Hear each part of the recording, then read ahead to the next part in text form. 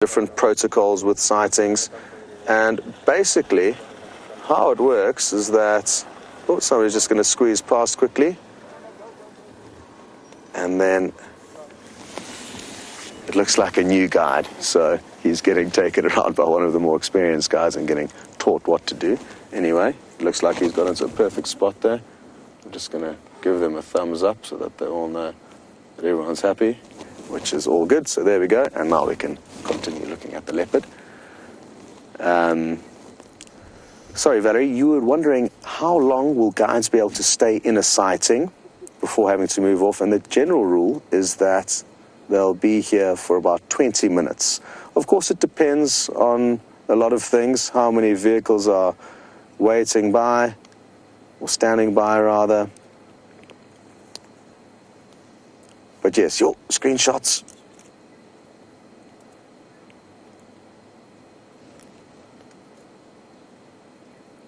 I hope you guys got that. That was what we were waiting for, and he's probably going to continue to yawn a little bit more before he does get up a few more times. That's a usual trait of theirs. So, Valerie, before he rudely interrupted with that magnificent yawn, I was just going to finish up and say, on average, it's 20 minutes per sighting. But of course, if you're the guy that found the animal, then you kind of, depending on how much time you invested in finding it, then maybe you can claim rights to the sighting. At the end of the day, I guess you just have to remember that you can be on the receiving end of long standby queues, and that's why it kind of self-polices itself. Although in every team you have, or every area you work in, you've got guys that are known as the responders, and then the guys that do the tracking and find their own animals. So that is just the reality, I guess, in all walks of life. That's the same.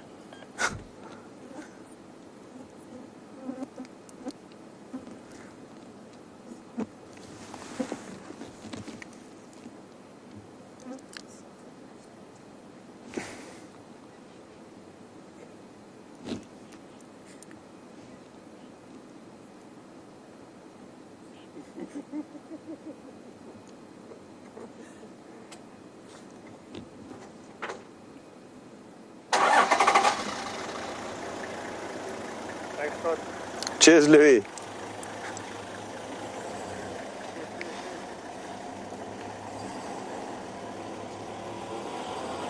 Hello, Leo in Atlanta. You would like to know if leopards can purr, and if so, when? Leo, I've never heard a leopard purring. I've heard them growling, I've heard them letting out their loud rasping vocalization, and I don't think they actually have the ability to purr. That's not simply because I haven't heard them purr, but it's because they've got a very special part of their voice box, which is a piece of cartilage which has become very hard. So normally in most cats it would be soft, but in these cats it's hard, and this is what allows them to make their loud noises, both the leopard and the lion. So I think it's just the house cats or smaller cats that can purr. The noise that the leopard makes, we're a bit too close, so I'm not going to try and make it now, but it kind of sounds like a saw, a wood saw cutting through wood. I'll just try and do it softly. This is kind of what the leopard's general call sounds like.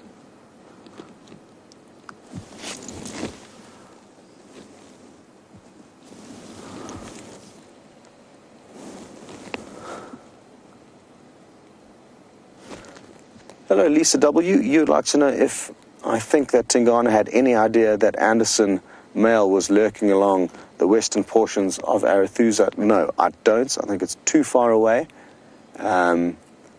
Possibly, if Anderson was vocalizing, Tingana would be able to hear the vocalization from here. I'm guessing he would. But no, I don't think that Tingana necessarily knows. There's no reasons why he would. We're quite far away. Probably 2 miles as the crow flies.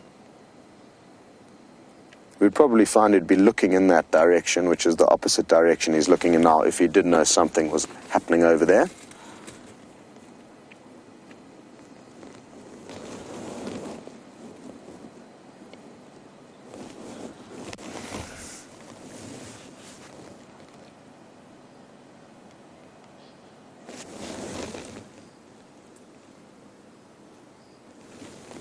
Hello, Marjorie. I think your granddaughter is watching with you. Why don't you let us know her name? That would be wonderful. And she would like to know whether or not this leopard is pregnant or hungry and how old it is. It's not pregnant. It's a big male, and he is full of food. We're not sure what he's been feeding on. We've just found him here lying in exactly the same spot earlier this afternoon, so we don't know anything about what he's been feeding on, but we do know how old he is. He's 9. I'm not too sure when he's turning 10, but he's 9 years old, which for a leopard is quite old. He's a big male, a big daddy. He's got probably lots of children by now, and he's maybe going to be around for another 4 or 5 years before he starts disappearing. Ooh. He's heard something in the bush here. What could it be?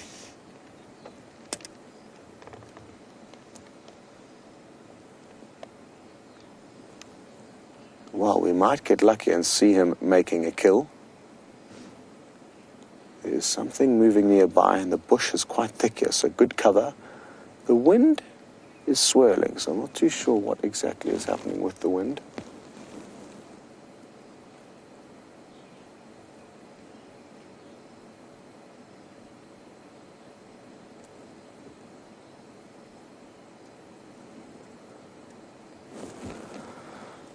Well, somebody seems to think that flash photography is not allowed here in the Sabi Sands. It is. I'm not sure who told you that you weren't allowed flash photography. That was maybe in a certain reserve where you were on holiday. But here it is fine, provided it's an adult, animal that we know is comfortable with being flashed with photography. Again, a lot of you may be like, oh, shame, the poor leopard. It doesn't want to have photos taken of it all day. But if these animals aren't seen, and if people don't come here and understand why they need to be protected and essentially pay for this area to be protected, there'll be no funding to look after them. And everything in this world requires money. So a few flashes are, for me, not a problem at all. What have you heard there, Tingana? What's going on? I don't want to move the vehicle now. I'll just keep still. That's the best thing to do if you are in and around a potential kill. That way you'll have the least impact by just staying put.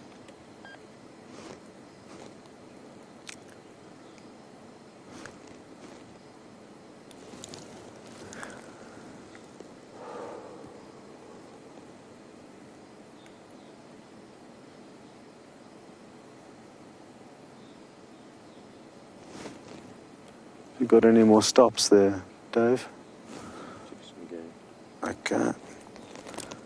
So it's just tweaking the settings on the camera to try and make things light. So I'm not going to use any artificial lights on him now, because that would permanently illuminate him and obviously make it easier for whatever may be moving through this area to see him.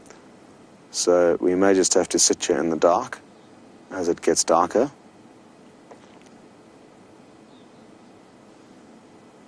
Hello, Karen. And you say that he's got a 5-5 spot pattern. Now, again, I guess it's up to the individual who decides on these things, but I don't see how it's possible that he's got a 5-5 spot pattern, unless, of course, you split the two dots that are connected. So if you make those two individual, then that would make it 4-4 in my mind. But again, that's what makes this interesting. You see, for me, he's definitely got one small one by his nostril, then a slightly bigger one behind it, and then two that are interconnected behind that. And that's where the spots, in my mind, end on his left side. So I guess maybe I'm just not seeing in the slow lights, or whoever decided upon that can see some extra spots where I don't know. Yeah.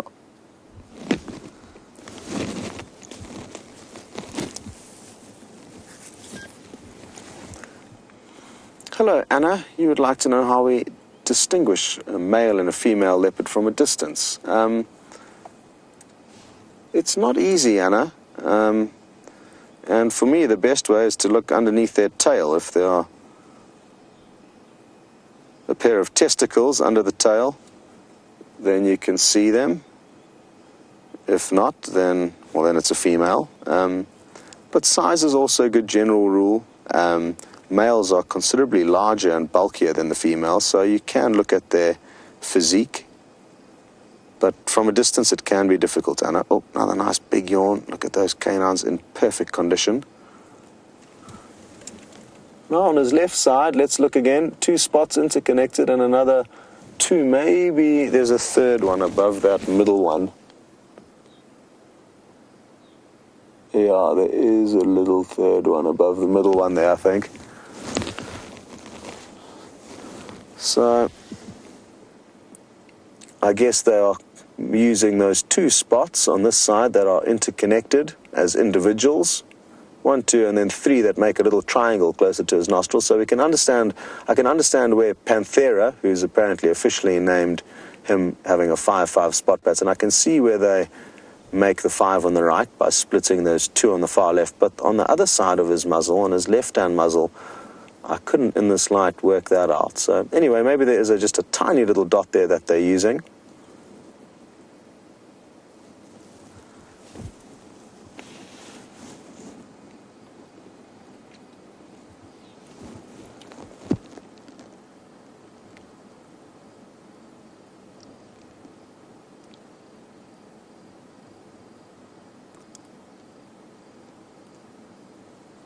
Hello, Jack. In Romania, you would like to know which of the African big cats have the either highest or lowest success rates in raising cubs. Jack, I don't have the faintest idea, but what I will be able to assure you is that it will fluctuate hugely depending on the specific area that any given big cat is being researched. You get areas where leopards occur where there are no lion and hyena, so therefore they've got a lot less threats from other species. They will, yes, still have threats from their own species. Male leopards that did not father certain offspring will kill them in order to be able to mate with that female. So that will happen.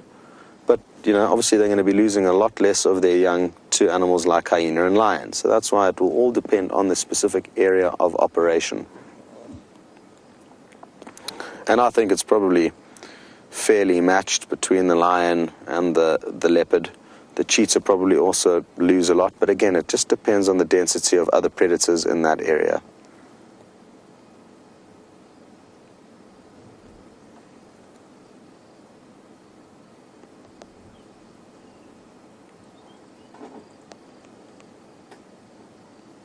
Hello, Linton. In India, you would like to know why none of these big cats attack us.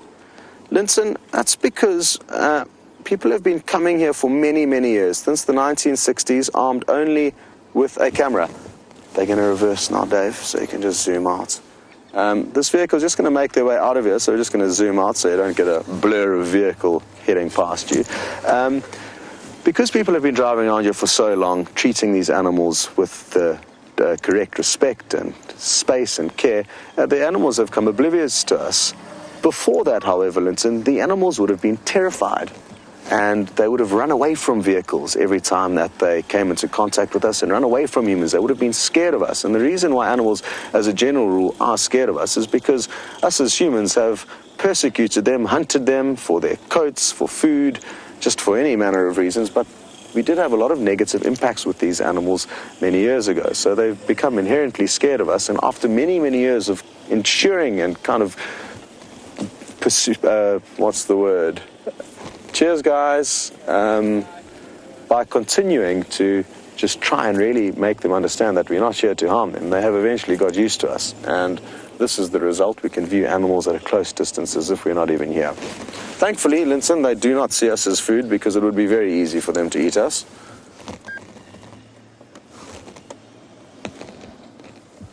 Now, I know the light is fading, but because there is some possible prey nearby, I do not want to illuminate him.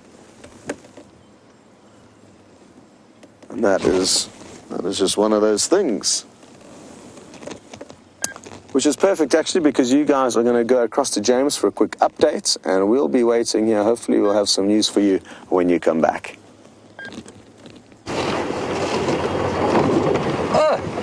Hello, everyone. Nothing to report, really. We've come to the Buffelshoek Dam again. This is our second foray to this part of the reserve. and there is nothing there at the moment, which is a sadness in my life, of course. After we get through these little trials, we move along and see how things go. The darkness has fallen. This is half on account of the sun disappearing over the mountains and half on account of the thick blanket of grey cloud that is covering us at the moment. We came back here hoping to see again if the slightly shy Gajima wouldn't pop out of the bush in front of us, and we're still hoping that that might be the case. But at least we've had a wonderful afternoon with Tingana. I'm very jealous of that, of course. Scott and I basically flipped a coin as to who was going to Arathusa today. Scott won, and there he is. And here I am. Now, there was a question earlier